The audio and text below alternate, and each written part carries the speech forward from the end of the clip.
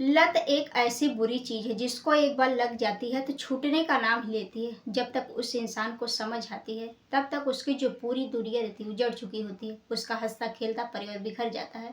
आज की घटना में कुछ ऐसा ही होता है। आज की घटना में जो महिला रहती है गैर मर्दों की लत इस कदर लग जाती है।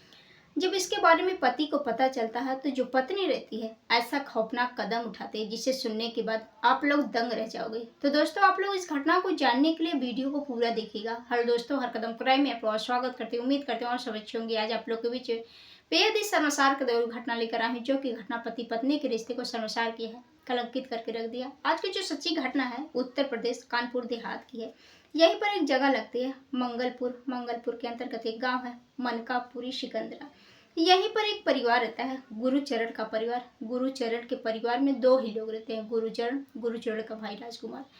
दोनों लोग अपनी जिंदगी में बेहद हंसी खुशी से रह रहे थे। इन लोगों की जिंदगी अच्छी तरह से चल रही होती है, धीरे समय गुजर रहे थे। दरअसल जो गुरुचरण के माता पिता रहते हैं बचपन में ही उन दोनों की कार एक्सीडेंट में मौत हो जाती है। इसलिए जो गुरुचरण रहते हैं उनकी सारी जिम्मेदारी उनके ऊपर आ जाती है। इसलिए जो गुरुचरण रहते हैं वह अपने भाई की बहुत अच्छी तरह से उसकी परवरिश करने लगते हैं। अब धीरे धीरे ऐसे ही समय गुजर रहे थे। अब जो गुरुचर रहते हैं उनकी उम्र लगभग 25 से 26 साल हो जाती है। इसलिए वह चाहते हैं कि वह शादी कर ले, क्योंकि अगर पत्नी घर आ जाएगी, घर की देखरेख करेगी, साथ हमारे भाई की भी देखरेख करेगी। इसलिए गुरुचरण अपने लिए लड़की देखना शुरू कर देते हैं। देखते देखते उन्हें एक लड़की पसंद आ जाती है। लड़की का नाम पूजा। लड़की बेहद खूबसूरत रहती है, गरीब परिवार से रहती है। अब जैसे ही गुरुचरण उस लड़की को देखते हैं, उसको देखकर पसंद कर लेते हैं। इन दोनों के रिश्ते हो जाते हैं। कुछ ही महीनों बाद इन दोनों की शादी भी हो जाती है। शादी करके जब पूजा अपने ससुराल पहुंचते हैं तो ससुराल लोग काफ़ी खुश, पति पत्नी भी एक दूसरे से काफ़ी खुश हो जाते हैं। दोनों अपनी ज़िंदगी की शुरुआत करते हैं। अब जिनकी ज़िंदगी में सब कुछ अच्छा चल रहा था, धीरे समय गुजर रहा था, तभी 26 जुलाई सन 2024 को जो गुरुचरण रहते हैं अपनी पत्नी से कहते हैं कि मैं किसी काम से बाहर जा रहा हूँ, कुछ ही घंटे भी लौट आऊँगा। तो जो पत्नी रहती है वो अपने पति को इजाज़त देती है, कहती है ठीक है, कुछ जल्दी ही तुम घर आ जाओ ना। तो जो पति रहते अपनी बाइक लेकर वह घर से निकल जाते हैं। लगभग 1 घंटे के बाद जो पूजा रहती है वह भी तैयार होकर घर से निकल जाती है। अब धीरे धीरे शाम हो रहे थे तो जो राजकुमार रहता है वह देखता है कि जो भाई सुबह से गए हैं अभी तक लौट कर नहीं आए। इसलिए वह काफ़ी परेशान होने लगते हैं। अपने भाई के नंबरों पर बार बार ट्राई करते हैं, लेकिन भाई का जो नंबर रहता है वह स्विच ऑफ बताता है। वह यही सोचता है कि जो भाई है कहीं किसी काम से गए होंगे, साथ में अपनी यानी पत्नी को लेकर गए हैं, इसलिए देर हो गई होगी, तो इसलिए वो घर नहीं आए। इसलिए जो राजकुमार रहते हैं वह खाने पीना खाकर सो जाते हैं। अब जैसे ही सुबह होता है तो जो सिकंदरापुर के गांव के लोग रहते हैं शौच करने के लिए बाहर जाते हैं। गांव का एक व्यक्ति जिसका नाम जसवंत रहता है, उनके पास काफ़ी ज़मीनें रहती है, खेती बाड़ी का काम करते थे। अब जैसे ही सुबह होता था गांव के लोग जैसे ही उसके खेत में जाते थे, देखते हैं कि वहीं पर एक व्यक्ति का लाश पड़ा हुआ है, जो कि गुरुचरण की लाश रहती है। अब जैसे ही गांव वाले देखते हैं तो दौड़े दौड़े सबसे पहले जसवंत के घर आते हैं। जसवंत को लेकर फिर से वहां पर जाते हैं और इधर गांव के कुछ लोग जो राजकुमार भाई रहते हैं अब उसको बताते हैं। अब राजकुमार भी दौड़ा भागता है, रोते हुए वहां पर पहुंचता है तो वह दहाड़े मार मार कर रोने लगता है कि हमारे भाई की किसी ने हत्या कर दिया। अब जो भाई रहता है उसका रो रो कर बुरा हाल रहता है। अब गांव के जो लोग रहते हैं तुरंत नज़दीकी पुलिस थाने में फ़ोन करके बता देते हैं। वहां पर जो जो एसपी रहते हैं, एसपी जी अपनी टीम के साथ उस घटनास्थल पर पहुंचते तो देखते हैं कि जो गुरुचरण के शरीर पर किसी चीज़ के निशान नहीं रहते हैं जिसकी उनकी हत्या की गई हो। अब जो पुलिस वाले रहते हैं अब वो उस लाश को अपनी कस्टडी में लेते हैं। कस्टडी में लेने के बाद उस लाश को पोस्टमार्टम के लिए भेज देते हैं। अब पुलिस वाले सभी से पूछताछ करते हैं। सबसे पहले अब राजकुमार से पूछताछ करते हैं कि क्या तुम्हारे घर किसी से लड़ाई झगड़े, किसी बात को लेकर विवाद हुए हो, कोई और वजह रही हो।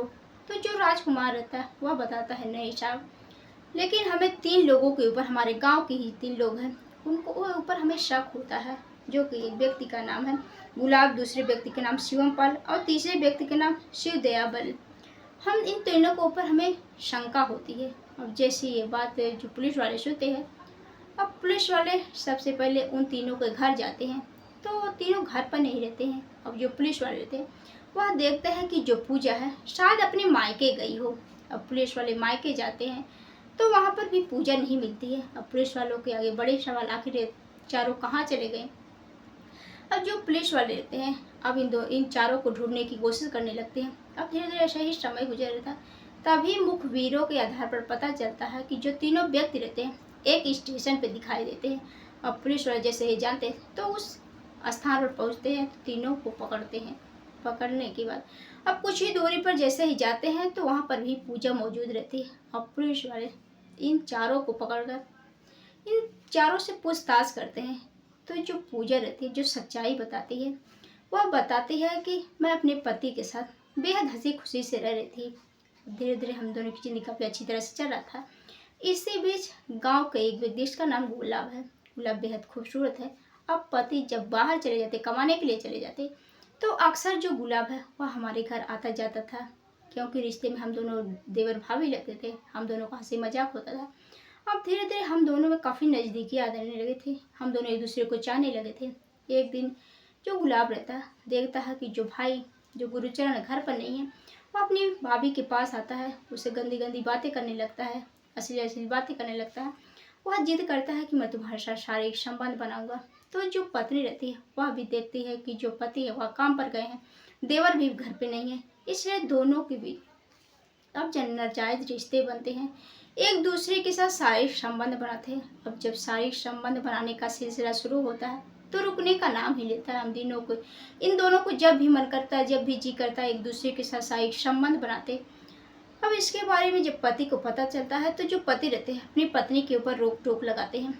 लेकिन जो पत्नी रहती है वह गुलाब से बेइंतहा प्यार करती थी, उसके बिना रह नहीं पाती थी। वह गुलाब से कहती है कि मुझे लेकर भाग चलो, मैं तुम्हारे साथ रहना चाहती हूँ, तुम्हारे साथ ज़िंदगी बिताना चाहती हूँ। अब जैसे ही ये बात गुलाब सुनता है वह भी काफ़ी खुश हो जाता है।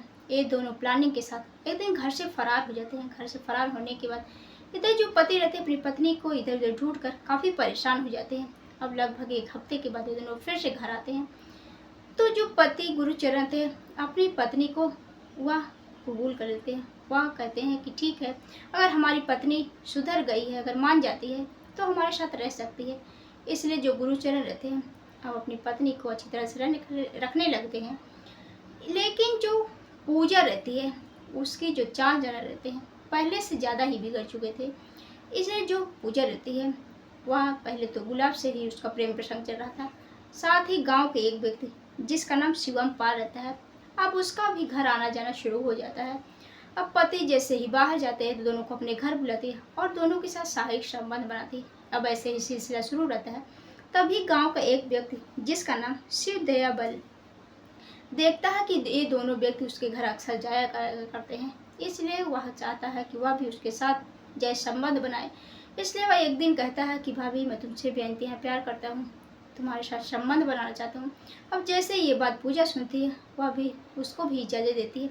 अब तीनों एक दूसरे के साथ शारीरिक संबंध बनाते हैं। अब धीरे धीरे ऐसे ही सिलसिला शुरू रहता है। तभी इसके बारे में जब पति को पता चलता है तो जो पति रहते हैं वो अपनी पत्नी के ऊपर रोक टोक लगाते हैं, अपनी पत्नी को मार पिटाई करते हैं। तो जो पत्नी रहती है अपने पति से ऊब जाती है।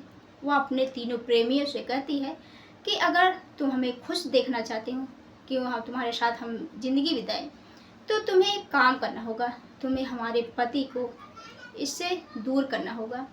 अब ये तीनों चारों बैठकर प्लानिंग करते हैं। प्लानिंग करने के बाद इधर जो रहता है शिव दया बल, लेकिन पति को इसके बारे में नहीं पता होता है कि शिवबल से भी इसका प्रेम प्रसंग चल रहा है।